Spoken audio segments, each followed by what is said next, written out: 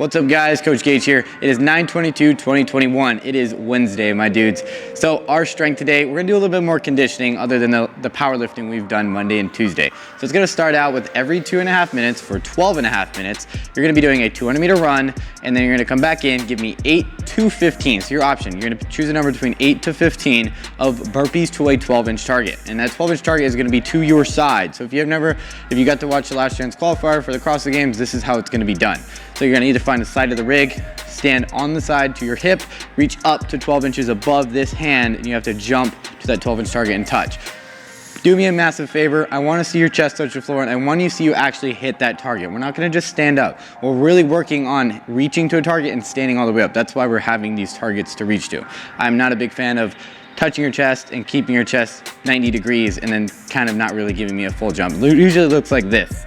So what I want to see is that full stand and reach to extension. It also makes it a little more challenging, which you know me, I love burpees and I always like to make them as hard as I possibly can. Now, you can scale this if you need to. So I want to see the runs around 50 seconds to around 45 seconds. So if that can't quite be done in that time frame, go to about 100 meters and we can kind of feel with that and play with that.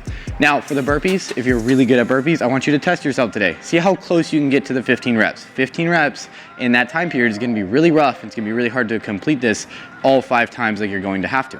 So if you're really good, get to 15. If you're really not, get to 8. I want you to have rest on this workout. At the minimum, 30 seconds. At the maximum, about a minute, right? For this workout though, it's a chipper and it's gonna be four time. You have a 22-minute time cap. You have an 800-meter run. You're gonna do 70 boxovers, meaning you can jump on, clear, or step on and over at 24 inches for men, 20 inches for women. And then you have 600-meter bike, 50 toes to bar, 400-meter run, 30 pistols, 20 handstand push-ups, and a 100-meter run to finish. So you're gonna only do that one time through. For our hustle athletes, it's pretty similar. You're gonna do an 800-meter run, you're gonna do a 20-inch box for your boxovers, you're gonna do a 600-meter bike, 50 toes above parallel, a 400-meter run as well, and then you have 30 pistols, but box pistols instead, 20 box handstand push-ups, and a 100-meter run as well. For our good time athletes, we're gonna cut the first run to 600 meters, a 12-inch box for our boxovers. Same thing on the bike though, still 600-meter bike. We're gonna do tuck-ups. Instead of the 400, we're gonna do a 200. You have 20-inch step-ups instead of pistols, and you have seated dumbbell presses at 30 and 20 for men to women. To finish off, you're going to have that 100-meter run as well. For our masters athletes, pretty much the only thing that's changing, if you see, it is a 20-inch box for our boxovers. You're gonna use wall ball step-ups instead of pistols at the bottom of the chipper. You're gonna alternate, and then you have a 2-inch riser for your handstand push-ups. And then for our teen athletes, I always like to do this, is it's going to be RX just like our normal athletes and our adults out there. So I want to see if you can go test yourself, go beat some of those adults out there.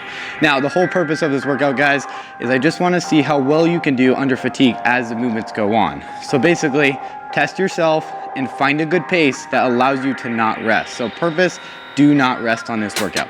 Find a pace that allows you to just keep moving. All the movements are relatively simple and you can hold on to it for a very long time, other than probably the toes to bar and maybe the handstand push-ups. So let's break down each movement. I wanna see this run done under 4 minutes, preferably 3.5 minutes is ideal.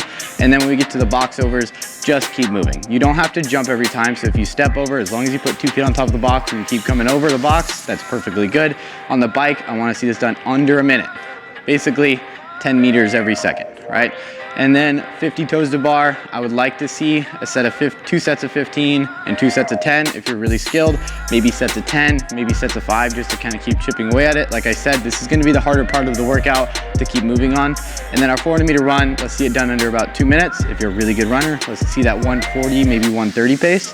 For the pistols, it's only 30, and if you're pretty efficient at pistols, if you can just kind of find that rhythm and groove and kind of focus on planing your heel and sitting down on each step as we go into it, that would be fantastic. Then you got your handstand push-ups. For my really skilled athletes, I wanna see these done unbroken. Now, if you're really new to handstand push-ups, especially with all this volume beforehand, 2 10s would be great, and even 5s can be done as well. Just try to limit your rest. For the last 100-meter run, you just better sprint for it. There's not much to say about it. Get it done in like 15, 20 seconds if you can. All right, guys. I hope this helped out. If you have any questions, make sure you ask your coach. You can also DM me. I'll get back to you as soon as I can. But make sure you like, make sure you subscribe. Have fun, guys.